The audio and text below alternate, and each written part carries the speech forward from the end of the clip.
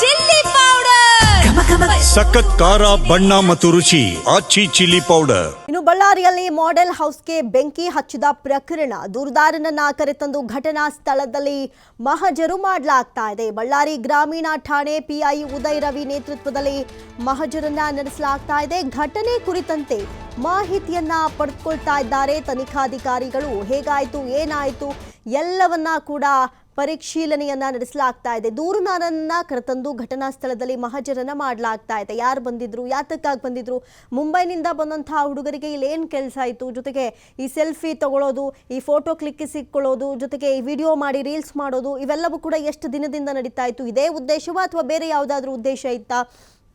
ಜೊತೆಗೆ ಈಗಾಗಲೇ ನಾವು ಗಮನಿಸಿದಂತೆ SP ಪನ್ನೇಕರ್ ಕೂಡ ಮಾಹಿತಿ ಕೊಟ್ಟಿದ್ರು. ಇದು ಸಿಗರೇಟಿಂದ ಬೆಂಕಿ ಹೊತ್ಕೊಂಡಿರುವಂಥ ಶಂಕೆಯನ್ನು ವ್ಯಕ್ತಪಡಿಸಿದ್ರು. ಆದರೂ ಕೂಡ FSL ಅಧಿಕಾರಿಗಳು ಕೂಡ ಅಲ್ಲಿ ಬೇಡು ಬಿಟ್ಟಿದ್ದು ನಿರಂತರವಾಗಿ ತನಿಖೆಯಲ್ಲಿ ತೊಡಗಿದ್ದಾರೆ. ಸದ್ಯಕ್ಕಿರುವಂಥ ಮಾಹಿತಿ ಪ್ರಕಾರ ದೂರುದಾರನನ್ನೇ ಕರೆತಂದು ಘಟನಾ ಸ್ಥಳದಲ್ಲಿ ಮಹಜರನ್ನ ನಡೆಸಲಾಗ್ತಾ ಇದೆ.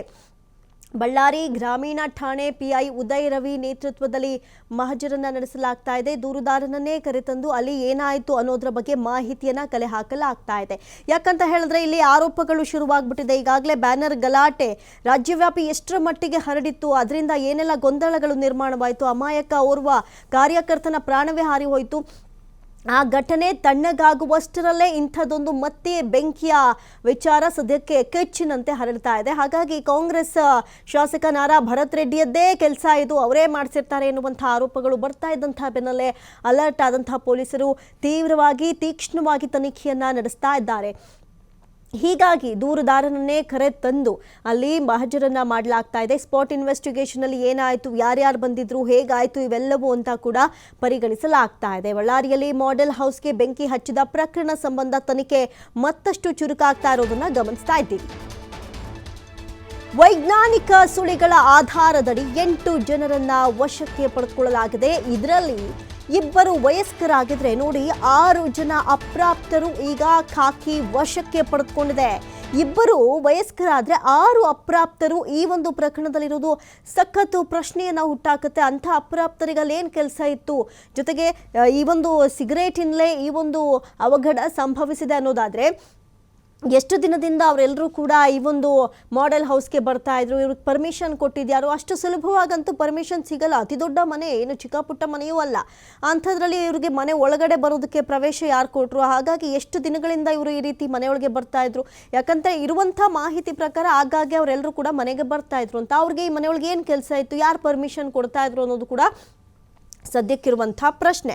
ಬ್ಯಾನರ್ ಕಿಚ್ಚು ಆರುವ ಬೆನ್ನಲ್ಲೇ ಮತ್ತೊಂದು ಕೃತ್ಯ ಈಗ ಬಹಳಷ್ಟು ಪ್ರಶ್ನೆಯನ್ನ ಹುಟ್ಟಾಗಿದೆ. ಬ್ಯಾನರ್ ಗಲಾಟೆ ಬೆನ್ನಲ್ಲೇ ಶುಕ್ರವಾರ ಸಂಜೆ ನಗರದ ಹೊರವಲಯದ ರುಕ್ಮಣಮ್ಮ ಚೆಂಗಾರೆಡ್ಡಿ ಬಡಾವಣೆಯಲ್ಲಿರುವಂಥ ಶಾಸಕ ಗಾಲಿ ಜನಾರ್ದನ ರೆಡ್ಡಿ ಅವರ ಮಾದರಿ ನಿವಾಸದಲ್ಲಿ ಮಾಡೆಲ್ ಹೌಸ್ನಲ್ಲಿ ಈ ಒಂದು ಬೆಂಕಿ ಅವಘಡ ನಡೆದಿರುವಂಥದ್ದು. ಈಗಾಗಲೇ FSL ಟೀಮ್ ಕೂಡ ಅಲ್ಲೇ ಇದ್ದು ತನಿಖೆಯ ಮಾಹಿತಿಯನ್ನು ಸೂಕ್ಷ್ಮವಾಗಿ ಕಲೆ ಹಾಕ್ತಾ ಇದೆ. SP ಪನ್ನೇಕರ್ ಅವರು ಕೂಡ ಮಾತನಾಡುವಂಥ ಸಂದರ್ಭದಲ್ಲಿ ಹೇಳ್ತಾ ಇದ್ರು, 8 ಜನ ಮುಂಬೈ ಮೂಲದ ಯುವಕರಿಂದ ಈ ಒಂದು ಬೆಂಕಿ ಅವಘಡ ನಡೆದಿರೋದು ಅಂತ ಹೇಳಿ.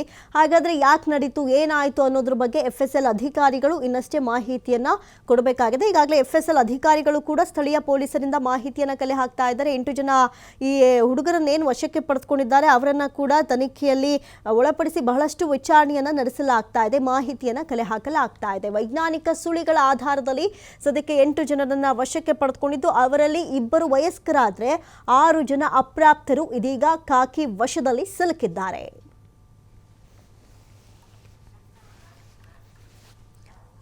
ಈ ಬಗ್ಗೆ ಹೆಚ್ಚಿನ ಡೀಟೇಲ್ಸ್ ಅನ್ನ ಕೊಡ್ತಾ ಹೋಗ್ತಾರೆ. ಲೈವ್ ನಲ್ಲಿ ಜಾಯಿನ್ ಆಗಿದ್ದಾರೆ ಪ್ರತಿನಿಧಿ ಸಿದ್ದು. ಗಮನಿಸೋದಾದ್ರೆ ಬ್ಯಾನರ್ ಕಿಚ್ಚು ಇನ್ನೂ ಆರಿಲ್ಲ, ಅಷ್ಟರಲ್ಲಾಗಲೇ ಮತ್ತೊಂದು ಅವಘಡ. ಈಗ ಆರೋಪ ಪ್ರತ್ಯಾರೋಪಕ್ಕೆ ಒಂದು ಕಡೆ ಸಾಕ್ಷಿ ಆಗಿದ್ರೆ ಈ ಘಟನೆಯಲ್ಲಿ ಸಿಲುಕಾಕೊಂಡಿರೋದು 8 ಜನ, ಅದರಲ್ಲಿ 6 ಜನ ಅಪ್ರಾಪ್ತರೆ ಅನ್ನೋದು ಮತ್ತೊಂದು ಪ್ರಶ್ನೆ. ಏನಿದೆ ಈ ಬಗ್ಗೆ ಡೀಟೇಲ್ಸ್, ಯಾರವರು?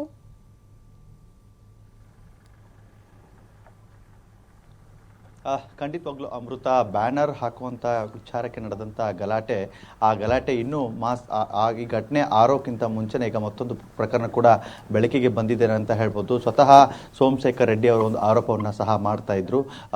ಏನು ಬಳ್ಳಾರಿ ಹೊರಭಾಗದಲ್ಲಿರುವಂಥ ಒಂದು ಲೇಔಟ್ ಏನಿತ್ತು, ಆ ಲೇಔಟ್ನ ಮನೆ ಏನಿತ್ತು, ಆ ಮನೆಯನ್ನು ಸುಡುವಂಥ ಕೆಲಸಕ್ಕೆ ಸ್ವತಃ ಜನಾರ್ದನ್ ರೆಡ್ಡಿ ಅವರ ಕೂಡ ಮತ್ತು ಏನು ಆರೋಪವನ್ನು ಸಹ ಮಾಡಿರುವಂಥದ್ದನ್ನು ಭರತ್ ರೆಡ್ಡಿ ಅವರ ಆಪ್ತರು ಮತ್ತು ಅವರ ಕಾಂಗ್ರೆಸ್ನ ಕಾರ್ಯಕರ್ತರು ಬಂದು ಮನೆಯನ್ನು ಸುಡುವಂಥ ಕೆಲಸಕ್ಕೆ ಮುಂದಾಗಿದ್ರು ಅನ್ನುವಂಥ ಆರೋಪ ಕೂಡ ಇತ್ತು. ಇದರ ಜೊತೆಯಾಗಿ ಈಗ ಕೆಳಗೆ ಎಸ್ ಪಿ ಆದಂಥ ಸುಮನ್ ಪನ್ನೇಕರ್ ಅವರು ಸ್ಥಳಕ್ಕೆ ಭೇಟಿ ನೀಡಿರುವಂಥ ಸಂದರ್ಭದಲ್ಲಿ ಸಾಕಷ್ಟು ಮಾಹಿತಿಯನ್ನು ಕೂಡ ಲಭ್ಯ ಹಾಕಿದ್ರು.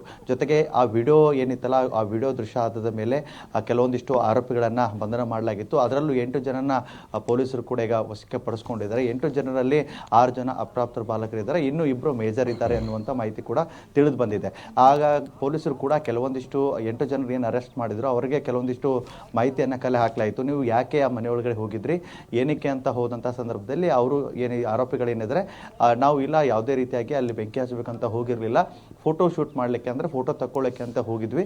ಹೋದಂಥ ಸಂದರ್ಭದಲ್ಲಿ ಏನು ಅಪ್ರಾಪ್ತ ಬಾಲಕ ಏನು ಒಬ್ಬನು ಏನಿದ್ದಾನೆ ಅವನ ಕೈಯಲ್ಲಿ ಒಂದು ಬೆಕ್ಕಿಪಟ್ಟಣ ಇತ್ತಂತೆ, ಬೆಕ್ಕಿಪಟ್ಟಣವನ್ನು ಏನೋ ಆಟ ಆಡ್ಕೊಂಡು ಹೋಗಿ ಆ ರೀತಿ ಮಾಡಿರಬಹುದು ಅನ್ನುವಂತ ಹೇಳಿ ಎಸ್ ಪಿ ಆದಂಥ ಸುಮನ್ ಪನ್ನೇಕರ್ ಅವರು ಕೂಡ ಒಂದು ಈಗ ಮಾಧ್ಯಮಗಳಿಗೆ ಮಾಹಿತಿಯನ್ನು ಕೂಡ ಕೊಟ್ಟಿರುವಂಥದ್ದು ಕೂಡ ಇದೆ. ಜೊತೆಗೆ ಕೆಲವೊಂದಿಷ್ಟು ಈಗಾಗಲೇ FSLನ ತಂಡದವರು ಸೇರಿದಂತೆ ಸೋಕೋ ಅಧಿಕಾರಿಗಳು ಸೇರಿದಂತೆ ಅನೇಕ ಅಧಿಕಾರಿಗಳು ಸಹ ಸ್ಥಳದಲ್ಲಿ ಇದ್ದು ಕೆಲವೊಂದಿಷ್ಟು ಮಾಹಿತಿಯನ್ನು ಈಗ ಮಾಹಿತಿಯನ್ನು ಕೂಡ ಕಲೆ ಹಾಕಲಾಗ್ತಿದೆ. ಜೊತೆಗೆ ಸ್ಥಳಕ್ಕೆ ಭೇಟಿ ನೀಡಿದಂಥ ಸಂದರ್ಭದಲ್ಲಿ ಎಸ್ ಪಿ ಆದಂಥ ಸುಮನ್ ಪನ್ನೇಕರ್ ಅವರಿಗೆ ಕೆಲವೊಂದಿಷ್ಟು ದೃಶ್ಯಗಳು ಸಹ ಕಂಡು ಬಂದಿದೆ. ಈ ಮನೆ ಏನಿದ್ರೆ ಸುಮಾರು ವರ್ಷಗಳಿಂದ ಕೂಡ ಖಾಲಿ ಬಿದ್ದಿದೆ. ಹೀಗಾಗಿ ಇಲ್ಲಿ ಅನೈತಿಕ ಚಟುವಟಿಕೆ ತಾಣಗಳಾಗಿತ್ತು. ಜೊತೆಗೆ ಇಲ್ಲಿ ಕೆಲವೊಂದಿಷ್ಟು ಸಿಗರೇಟ್ ಆಗಿರ್ಬೋದು, ಬೆಂಕಿ ಪಟ್ಟಣಗಳಾಗಿರ್ಬೋದು, ಇವೆಲ್ಲವೂ ಕೂಡ ಇಲ್ಲಿ ಬಿದ್ದಿರುವಂಥದ್ದು ಕೂಡ ಸಾಕ್ಷ್ಯಾಧಾರಗಳು ಸಿಕ್ಕಿದೆ ಅನ್ನುವಂಥದ್ದನ್ನು ಕೂಡ ಹೇಳಿದ್ರು. ಇನ್ನೊಂದು ಆರೋಪವನ್ನು ಕೂಡ ಇತ್ತು ಸೋಮಶೇಖರ್ ರೆಡ್ಡಿ ಅವ್ರದ್ದು, ನಮ್ಮ ಮನೆಯಲ್ಲಿ ಸಾಕಷ್ಟು ಬೆಲೆ ಬಾಳುವಂಥ ಸೋಫಾ, ಟಿವಿ ಇವೆಲ್ಲ ಇತ್ತು, ಇವೆಲ್ಲವೂ ಕೂಡ ಸುಟ್ಟು ಕರಕಲಾಗಿದೆ ಅನ್ನುವಂಥದ್ದು ಕೂಡ ಆರೋಪ ಇತ್ತು.